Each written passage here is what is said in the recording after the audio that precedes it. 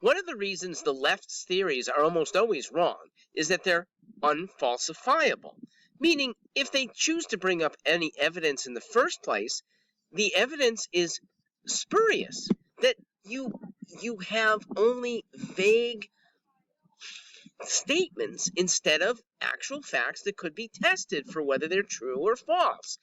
And of late, when you do try to test publicly, their retort is, well, you must be a conspiracy theorist, or you must be a racist, or you must be an ekphobe, something that you're hateful of. This is the left's evidence.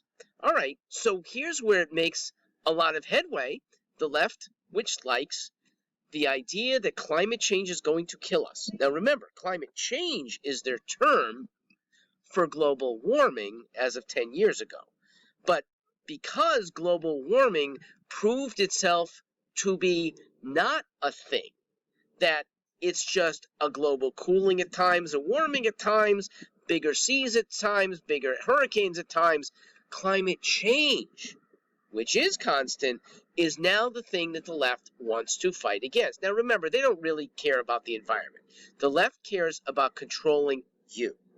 They use the environment, and they use environmentalism, and most despicably, they use well-meaning environmentalists for their benefit instead of for what the planet really needs. Climate preservation is probably the best phrase you could put to the leftist urge to force our society to shut down, or stay open a little bit, but only in their ways that the elitists can take advantage of. So one piece of evidence that's probably true is that predicting based on levels of carbon in the atmosphere, models will show a slight increase in global temperatures. I mean slight, like 1 degree over the course of 40 years. That is the high end of all reasonable predictions. Okay? Now that's without taking into account what a single volcanic eruption of major size would do in just the opposite direction. We had one of close to major size in Iceland in, I think, 2011. It caused global cooling for the next 2 years. So predictions are still based on models, and there's very little past activity that's measurable. Oh, what's measurable has been contradicted, okay?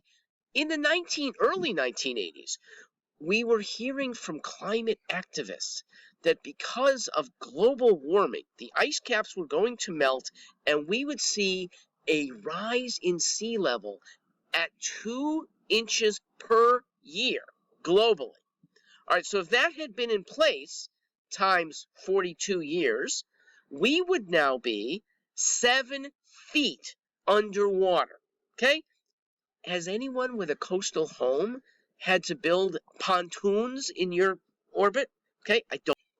Those who warn about these climactic overhauls, they tend to be what I call screeds, okay? They're screaming at humanity.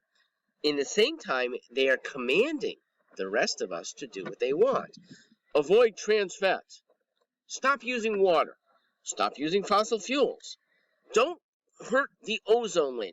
You must use plastic bags.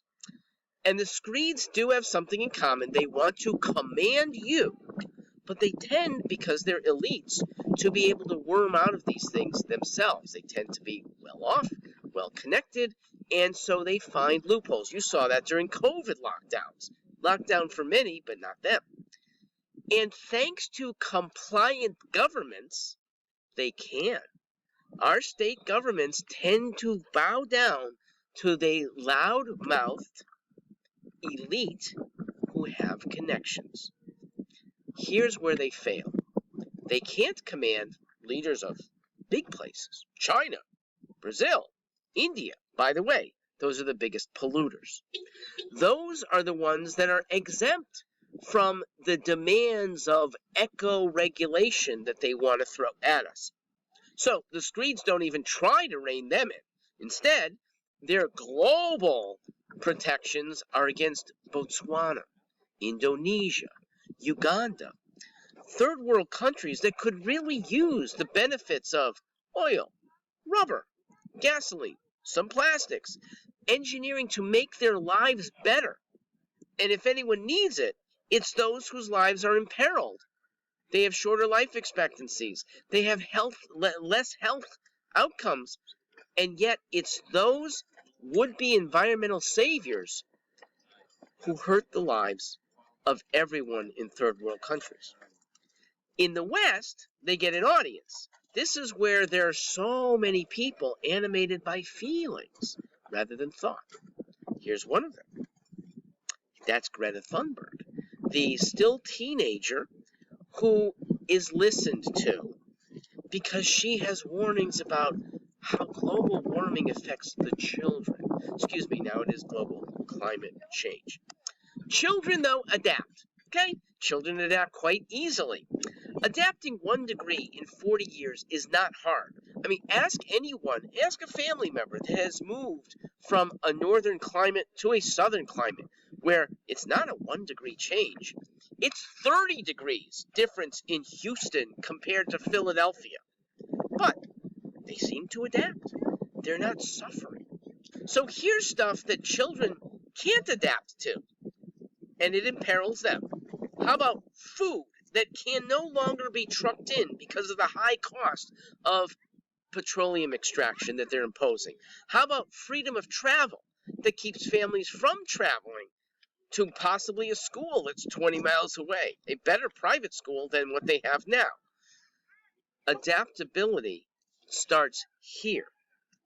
And yet these pie-in-the-sky notions that, oh, we're just going to have an electric grid, which is going to safely power everything, and we don't need a single bit of dinosaur oil, it's ludicrous. Okay, this is the belief in unicorns, that we can suddenly, say in a decade, have no more gas-powered vehicles, have no more airplanes powered by any sort of fossil fuel. Ludicrous. Now, at the same time, the possibilities would be a little more possible if we had nuclear power. But that's what the eco freaks have been against for far longer. They're the ones that since the 1980s have fought to shut down the cleanest, safest form of energy extraction ever known to man. Something that God managed to give us. The radiation that can turn turbines safely and well, they shut down because business is kind of big, maybe because the name nuclear scares people. Remember, they are animated by feelings. Feelings cannot be dictating our policy.